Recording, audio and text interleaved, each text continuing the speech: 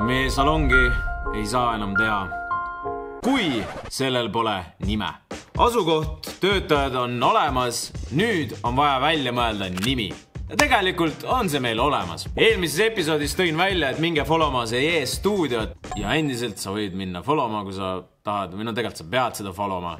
Meie sõbranna Marit soovitas, et kuulge, pange nimeks see. Siis me oleme päris okei ju.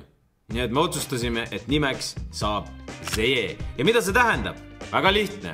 Zevakin, Jefimov, see. Ja et asja eriti fantsiks teha, siis panime teisele E-le, väikse katuse. Nii et suur aplaus uuele salongile see stuudio. Nüüd aga, kui nimi on olemas, siis saab mõelda brändingu, logo, veebisaidi peale. Esimese asjana ostsin kohe endale domeeni välja, see.ee, väga ilus nimi. Siis tegin Instas jälle väikse story, kus ma otsisin siis disainereid ja veebilehe arendajaid ja neid oli tõesti palju, mul oli postkast.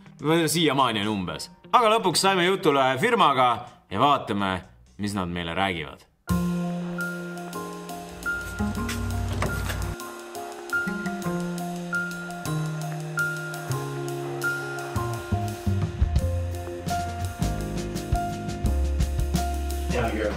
Või mingid head kohad. See eesmärk ei olegi nagu see, et me täna midagi ära otsustame, aga me natuke tutvustame seda suunda, kuidas me mõtleme ja kuhu poole me tahaksime liikuda. Eks me saame siis koos nagu teha natuke seda fine-tuningut ja valikut, eks ju. Meie presentatsioon tehtud või? Ja loomulikult, ideed ei saa anda. Kas ma saan õigesti aru, et eks me nagu hääldamist aga see nagu foyer, eks ju? Jah. Foyer. Branding ei ole logomine. Tegelikult peame sinna seda maailma palju rohkem ümber looma, kui ainult üks logomark, eks ju. Või tea, hakkame siis kuskilt nagu liikuma, ja meil on üks vahva lahe uus bränd ja uus salon tekkimas. Ja eks päeva lõpuks autod on meil vaja teha üks CVI. Peame nagu konstrueerima ühe brändi siis. Ja eks ju hea CVI tuleb alati mingisugust näidata, kuidas see bränd päriselt töötada võib minna. Lugesin läbi selle Excel-tabeli, kirjutasin välja mingi olulisema märksõna. Warm minimalist mulle väga meeldis. Oli hea sõna urban sophistication ka nagu.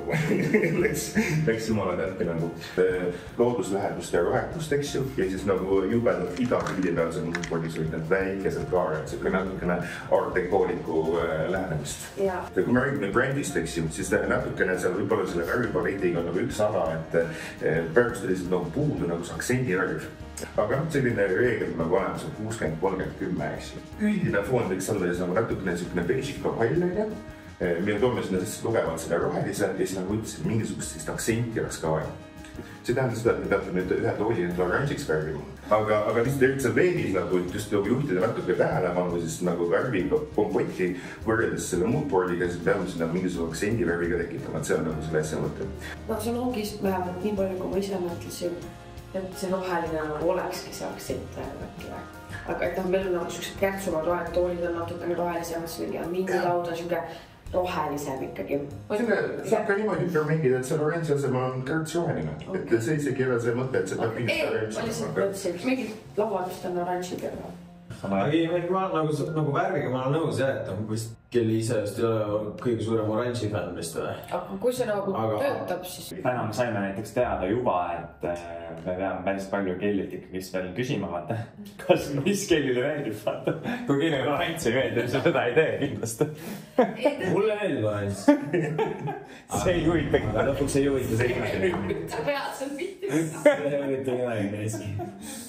No nagu näha, siis brändingu tegemine ei ole midagi nii lihtsat. Iga detail on väga oluline. Istusime umbes 1,5 tundi kontoris, käisime absoluutselt kõik mõtted läbi ja veedisaini poisid keevitasid kokku meile 2 brändingu ideed. Vaatame, millised nad on.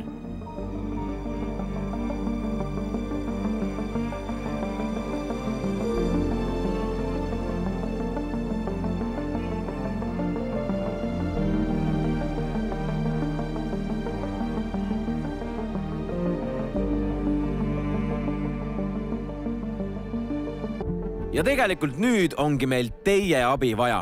Valige välja, kumb bränding teile rohkem meeldib. Kas esimene natuke minimalistlikum variant või teine natuke julgem variant. Isiklikult tõmbab mind rohkem teise variandi poole, aga tahaks ka teie arvamusi kuulda. Anna all kommentaarides meile teada, kumba valikut sina eelistad.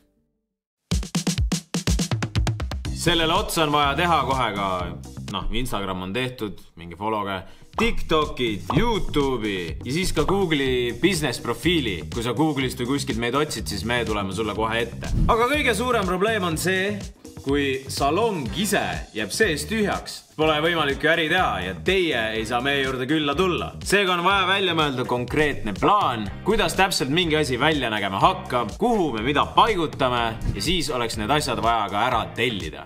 Meie idee salongiga on luua selline mõnus, hubane vibe. Kuna praegu on trendikas ja väga moes teha sellised hästi minimalistlikke salonge, kus kõik värvid jooksevad kuidagi ühte ja hästi selline blank on või ma ei oskagi seletada, siis me tahaks kuidagi just hoopis sellist natuke elu sisse tuua sellele.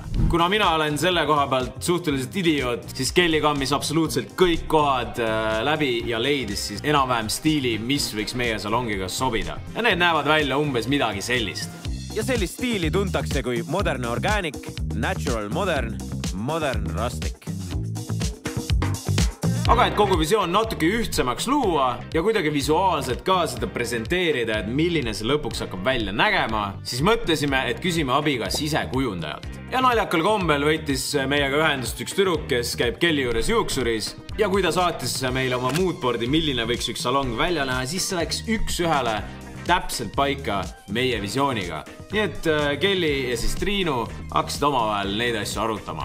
Aga nüüd, kuna visioon on ees ja me umbes teame, mida me tahame, siis on aeg otsida mööblit.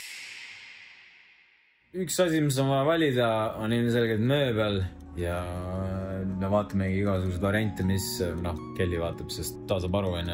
Ma loodan, ma ka mingi sisedisainer ei ole, aga ma üritan visuaalselt ette kujutada, mis võiks sobida. Me ühesõnaga vaatame siis mööbelühest, leidsime siin igasuguseid asju.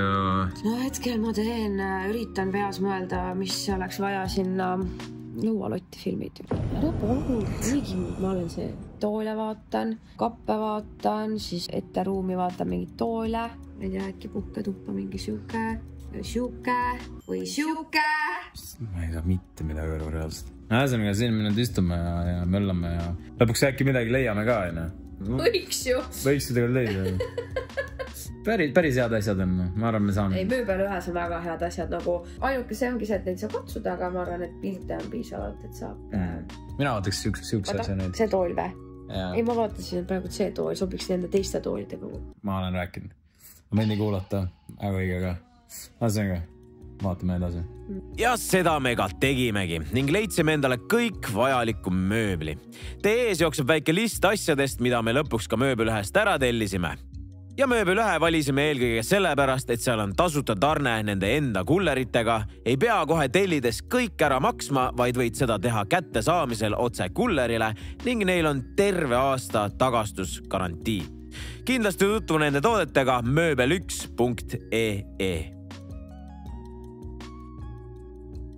Kõige selle põhjal saime kokku panna moodboardi, milline meie salong hakkab välja nägema. Ja see on umbes midagi sellist.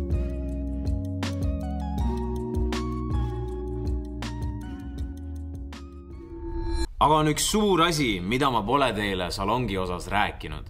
Ja nimelt, see on